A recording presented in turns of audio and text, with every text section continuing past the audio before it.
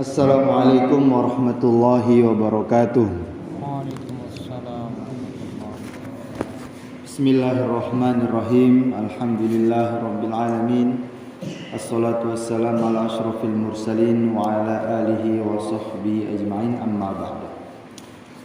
Alhamdulillah, hadirin jamaah salat maghrib yang dimuliakan Allah Subhanahu wa taala. Lagi dan lagi kita bersyukur kepada Allah. Allah masih beri kita kesempatan, kesehatan, keafiatan, lebih-lebih kesehatan iman, kesehatan Islam, sehingga Allah Subhanahu wa taala mengumpulkan kita di tempatnya yang mulia, yaitu masjid Allah Subhanahu wa taala, guna menjalankan perintahnya yang mulia, yaitu salat maghrib secara berjamaah. Kemudian kita akan lanjutkan kajian kita mengenai bab salat jamaah, ya, ketentuan-ketentuan yang ada di dalam salat berjamaah. Bismillahirrahmanirrahim.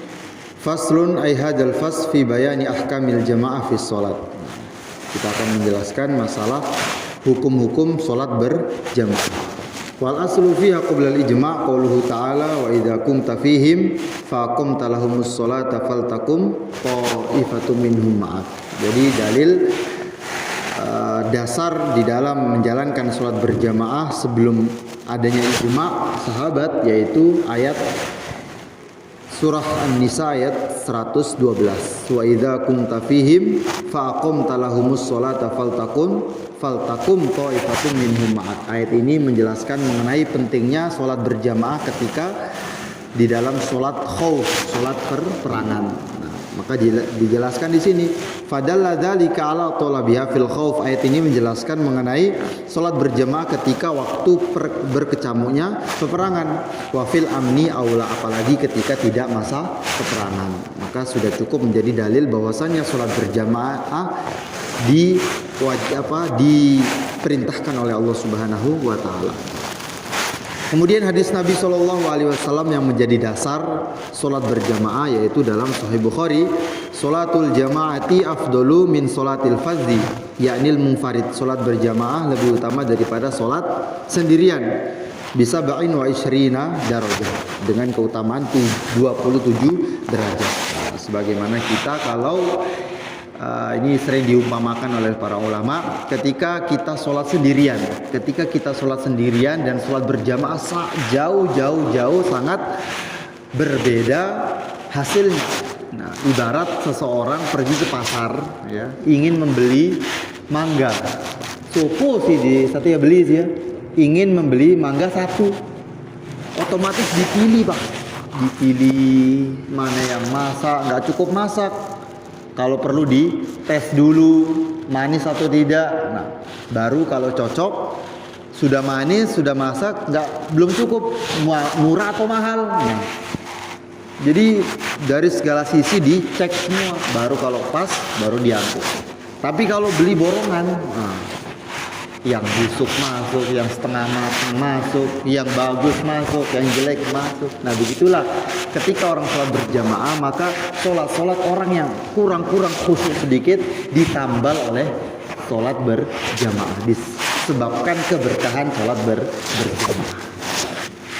Kemudian wa fi riwayatin bi khamsin wa isrina darajah, kan, tapi di sebagian riwayat salat berjamaah itu lebih utama 25 derajat, tidak 27 derajat. Bagaimana kita menanggapi mengenai salat ini? Nah, ai salatin wala munafatin bainar riwayataini li'anal ikhbar bil qalil la yanfil katsir aw liqaunillahi ta'ala akhbaru awalan bil qalil fa akhbarahu bihi. Nah, jadi pertama kali Allah Subhanahu wa taala menjelaskan kepada Rasulullah mengenai keutamaan salat berjamaah itu 25 derajat lebih utama daripada salat sendirian. Kemudian Allah memberi tambahan lagi 27 derajat. Jadi tidak bertentangan antara 25 dan 27. Sebagian para ulama berpendapat bahwasannya 25 derajat ini untuk sholat yang sir, sholat zuhur, sholat asar, 27 derajat untuk sholat yang jahar, dan lain sebagainya. Tidak ada pertentangan antara 25 dan 27. Akan tetapi, ini ada pendapat seorang ulama yang masyhur, ya. Walau kana bihaitsu idza shalla munfaridan khasha'a wa idza shalla fi jama'atin lam yakhsha. Nah, ini bagaimana kalau saya sholat sendiri tuh khusyuk sekali di dalam kamar. Lampu dimatikan, ya, tidak terdengar bising-bising, khusyuk sekali. Tapi kalau berjamaah susah saya khusyuk. Nah, kan sering ini, daripada saya berjamaah banyak anak kecil misalnya, bacanya nggak bagus imamnya misalnya, lebih baik saya sholat sendirian, lebih khusyuk daripada sholat berjamaah. Nah, ini unik. Maka ada seorang ulama, ya, ada seorang ulama yang menjelaskan, fal infiradu afdalu minal jama'ati wa hakaza aftal Ghazali wa tabahu Ibnu Abdissalam. Bahkan menurut Al-Imam Al-Ghazali dan Al-Imam Ibnu Abdissalam, itu sholat sendiri itu lebih utama daripada sholat berjamaah.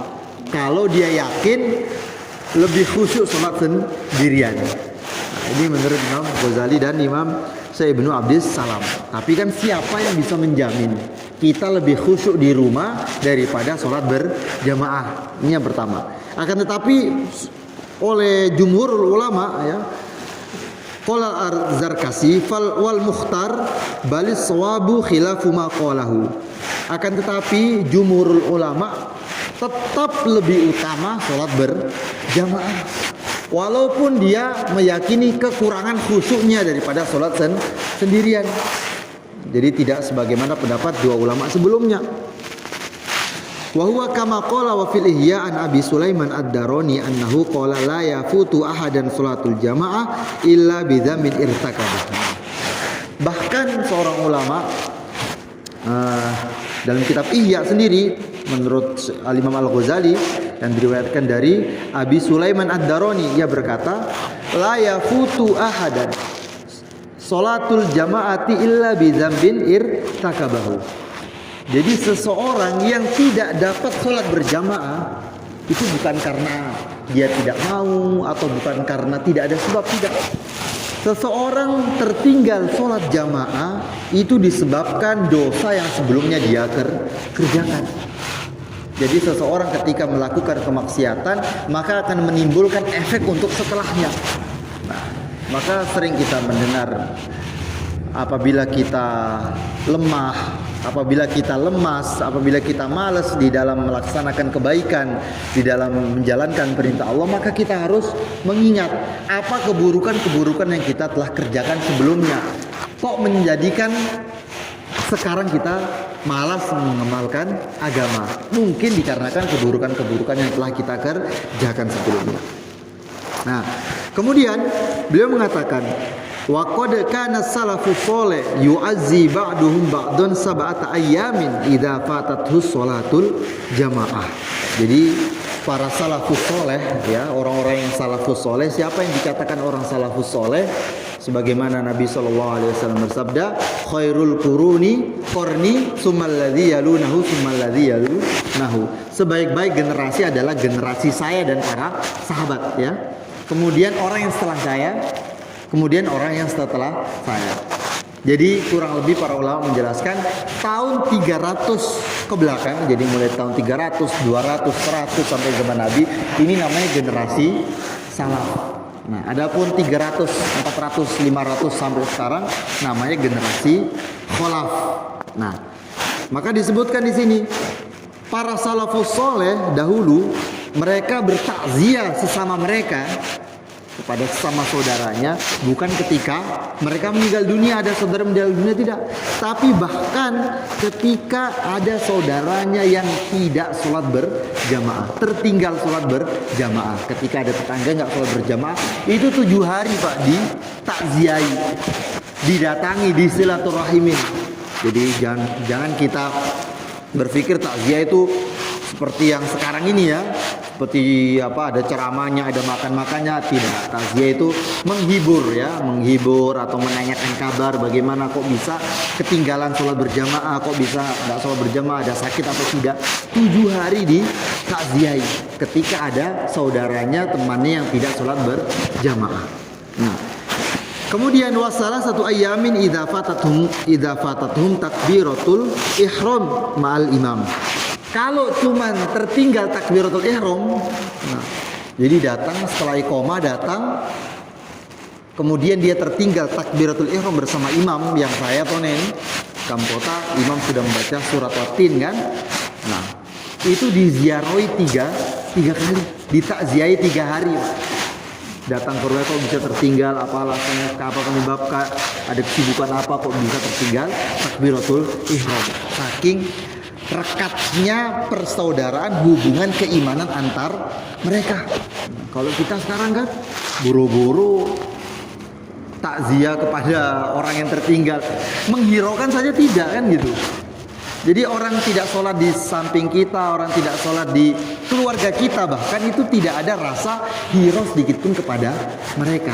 Nah, inilah perbedaan jauh antara kita dengan para sahabat, para ulama salaf terdahulu. Jadi oleh sebab itu kita bangkitkan kembali semangat mereka, sehingga Allah Subhanahu wa taala pun menurunkan pertolongannya kepada kita sebagaimana Allah menurunkan kepada mereka zaman dahulu. Maka kata Imam Malik ya, Malik bin Anas ya. Jadi Imam Malik ini putranya Anas bin Malik ya, putranya Anas bin Malik. Beliau mengatakan la yusliha akhiru hadzal ummah illa bima soluha bihi aw waluha. Jadi umat akhir zaman ini tidak akan baik, tidak akan bagus, tidak akan sebagaimana zaman dahulu, tidak sebagaimana zaman para salafus soleh ya, tidak akan menjadi baik kecuali dengan cara yang orang terdahulu pun menjadi baik. Nah, jadi kalau kita ingin membangkitkan agama di keluarga kita, di tetangga kita, di kampung kita, bahkan di Indonesia negara kita, kalau kita ingin cari jalan sendiri, tidak mengikuti salafus saleh yang terdahulu, tidak akan sampai, tidak akan menjadi baik sebagaimana yang terdahulu. Maka kata beliau gitu, caranya untuk memperbaiki umat akhir zaman yaitu dengan cara memperbaiki umat terdahulu. Nah, maka sering dicontohkan oleh para ulama kita seperti sekarang handphone misalnya, masalah HP. Nah, misalnya ada dakwah lewat HP misalnya ya, dakwah lewat sosial media misalnya. Seandainya dakwah lewat sosial media itu bagus ataupun yang terbaik, solusi yang terbaik, otomatis cara ini sudah diberikan kepada hambanya yang terbaik, yaitu siapa? Rasulullah. Kan gitu. Seandainya dakwah dengan cara yang tidak sesuai dengan cara Nabi itu, entah lewat sosial media kayak atau yang lain, ini tidak menjelekkan, tidak. Cuman seandainya ini adalah cara yang terbaik, otomatis cara ini Allah berikan kepada Nabi Shallallahu Alaihi Wasallam. Akan tetapi kan ternyata tidak. Agama sampai ke sini bukan lewat sosial media, agama sampai ke sini bukan lewat surat kabar, agama sampai ke Indonesia bukan lewat ceramah-ceramah tabligh akbar, kan tidak. Tapi agama sampai ke tempat kita ini memang perjuangan para syuhada, perjuangan orang-orang yang rela meninggalkan kampung halamannya, keluarganya untuk menyampaikan Islam. Maka di Indonesia ada sebagian di Barus ya, di Medan itu ada sebagian para ulama mengatakan kuburnya para sahabat, ada di Barus di Medan itu. Sehingga maknanya apa? Mereka itu bukan bukan dengan cara-cara yang tidak dicontohkan oleh Rasulullah SAW. Itulah cara dakwah sesungguhnya yang menyebabkan Islam sampai ke tanah air kita yang tercinta ini. Nah, maka kalau kita ingin memperbaiki agama ini, terutama pada diri kita, keluarga kita, dan tetangga kita, maka tidak ada cara lain kecuali dengan mengikuti cara orang terdahulu, para ulama salaf. Kemudian wasigatu ta'ziyah laisal musabu man faraqal ahbab balil musabu man harumal sawab. Jadi tidaklah dikatakan musibah ya, tidaklah dikatakan musibah orang yang telah ditinggal oleh orang yang dicintainya. Itu bukan suatu musibah, maknanya bukan suatu musibah yang besar. Akan tetapi musibah yang sesungguhnya adalah orang yang terhalang dari pahala, orang yang terhalang dari mendapatkan keutamaan dari Allah Subhanahu wa taala. Itulah musibah yang terbesar hakikatnya. Nah, cuma kan kita karena jarang mendengarkan pembicaraan akhirat, sehingga seakan-akan musibah itu ya kalau yang berkaitan dengan dunia, ya kan? Kalau yang berkaitan dunia itu namanya musibah, kalau yang berkaitan dengan akhirat itu bukan musibah. Kehilangan uang, kehilangan anak, kehilangan istri, meninggal, ini musibah. Tapi kalau tertinggal sholat jamaah, tertinggal takbiratul ihram, ini bukan musibah. Nah, ini yang menjadi pola pikir kita ini. Maka wa minha wa hadhihi min khasaisi hadhil ummah kama nukila an ibni Saraqah wa awwalu fi'luha kana bil Madinah asy-syarifah wa makatha sallallahu alaihi wasallam muddatan maqamata bi Makkah yusalli bi ghairi jama'atin li qahri sahabati radhiyallahu taala anhum fiha. Jadi kapan Allah Subhanahu wa taala memerintahkan salat berjamaah, ya? Allah Subhanahu wa taala memerintahkan salat berjamaah ini ketika di Madinah, ya. Tempat Allah Subhanahu wa taala memerintahkan berjamaah, pertama kali diadakannya salat berjamaah adalah di Madinah. Nah, jadi setelah beliau mengadakan Isra wal Mi'raj, akhir-akhir masa beliau di Mekah. Nah, akhirnya Allah Subhanahu wa taala memberikan perintah salat 5 waktu yang aslinya 50 waktu. 5 waktu setengah mati, buyuk 50 waktu. Setiap jam 2 kali minimal deh. Nah, kemudian akan tetapi bukan berarti beliau di Mekah tidak sholat berjamaah, tidak. Beliau juga di Mekah sholat berjamaah, hanya saja beliau berjamaah dengan keluarganya. Di Mekah beliau berjamaah dengan keluarganya. Nah, akan tetapi tidak berjamaah terang-terangan sebagaimana ketika di Madinah. Nah, maka sebagian orang yang berpikiran politik, ya, orang yang memiliki pikiran politik, Nabi Shallallahu Alaihi Wasallam berani ataupun diperintahkan oleh Allah berani untuk mengadakan sholat berjamaah, yaitu ketika di Madinah. Yang mana di Madinah itu adanya kekuasaan bagi kaum muslimin, sedangkan di Mekah kaum muslimin ditindas, ya.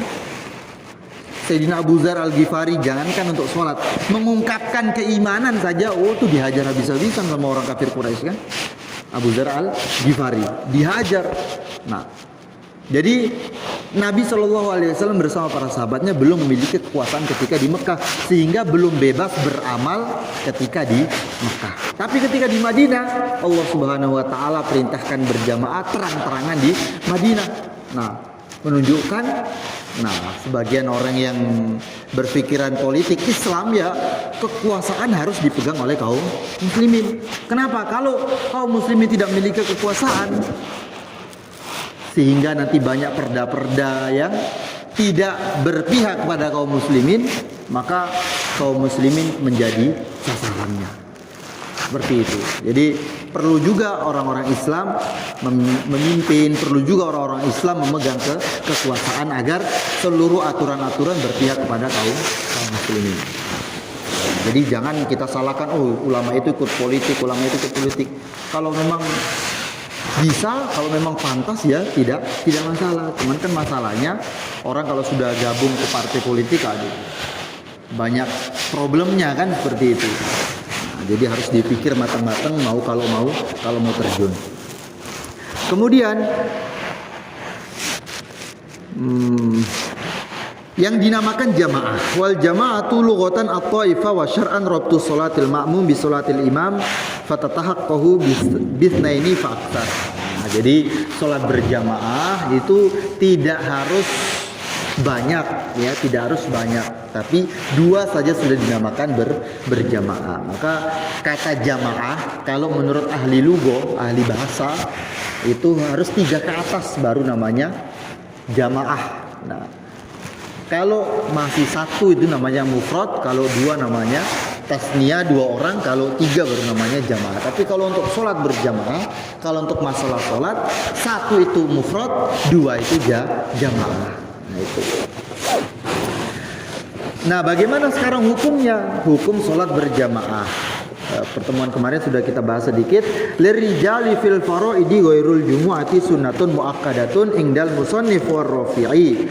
Jadi khilaf antara para ulama, bagi laki-laki yang balik dan berakal, ya, bagi laki-laki salat berjamaah adalah hukumnya sunnah muakkadah, sunnah yang dikuatkan, yang ditekankan menurut musannif dan kitab dan al-Imam Ar-Rafi. Akan tetapi pendapat yang paling kuat wal ahsahu indan Nawawi annaha fardu kifayatin. Menurut al-Imam Nawawi pendapat yang paling kuat adalah fardu kifayah.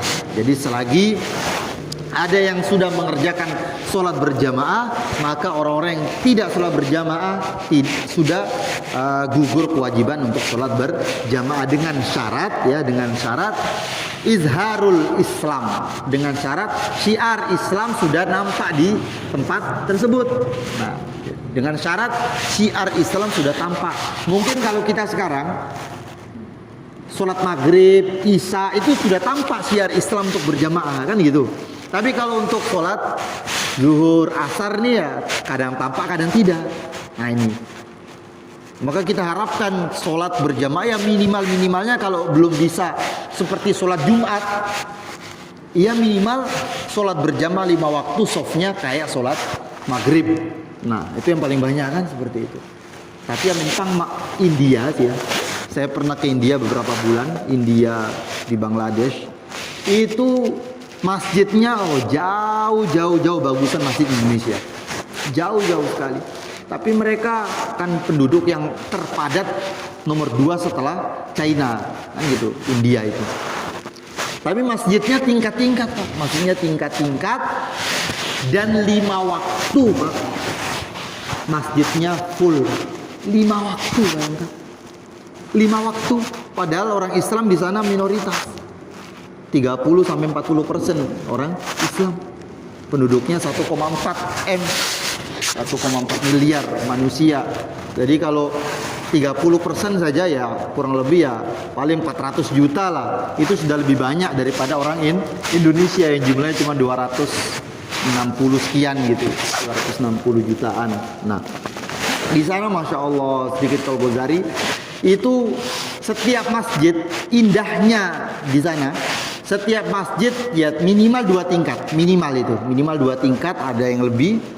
Itu setiap masjid memiliki ustadz yang netap di situ, memiliki ustadz atau kalau bahasa sana orang alim, ulama, ya. Soalnya di sana dibedakan antara orang hafid dan orang alim, karena tidak semua orang hafid itu alim.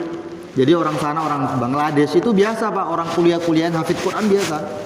Kenapa? Karena di masjid kampungnya itu sudah ada pengajar kitabnya, ada pengajar Al-Qur'annya. Setiap masjid, Pak. Jadi mulai kecil anaknya sudah biasa tidur di lantai 2 masjid untuk ngaji malam, untuk ngaji, untuk setoran hafalan, ngaji kitab. Jadi anak-anak kuliah, saya tanya, jurusan apa? Jurusan teknik, jurusan ini. Tapi ini hafid Quran. Jurusan teknik tapi hafid Quran.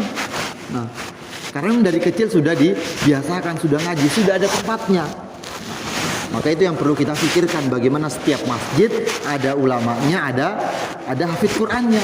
Sehingga kalau mau mondok nggak usah jauh-jauh, Pak. Kan orang Sumbawa bingung ini cari tempat mondokkan anaknya. Ke Lombok akhirnya. Kenapa? Karena di tempatnya nggak ada yang bisa bimbing menjadi hafid Quran, nggak ada yang bisa membimbing sampai menjadi ulama. Tapi di sana enggak. Setiap masjid ada ulamanya, ada hafid Qurannya, sehingga dari setiap masjid itulah muncul para hafid Quran, para alim ulama. Nah, bagaimana indahnya suasana seperti itu kalau ada di tempat kita, Pak. Jadi biar saja anak kita sekolah di MTS, ya, atau di SMP, terserah. Nah, tapi ya lebih bagus MTS lah, yang pisah antara laki-laki dan wanita. Ini bukan endorse MTS ya, tapi lebih bagus sekolah yang memisahkan antara laki-laki dan wanita, sehingga anak kita pergaulannya terjaga. Nah, setiap masjid kalau ada hafid Qurannya, ada alim ulamanya, sudah anak kita biar belajar di masjid itu, ngaji kitabnya di situ, ngaji Al-Qur'annya di situ.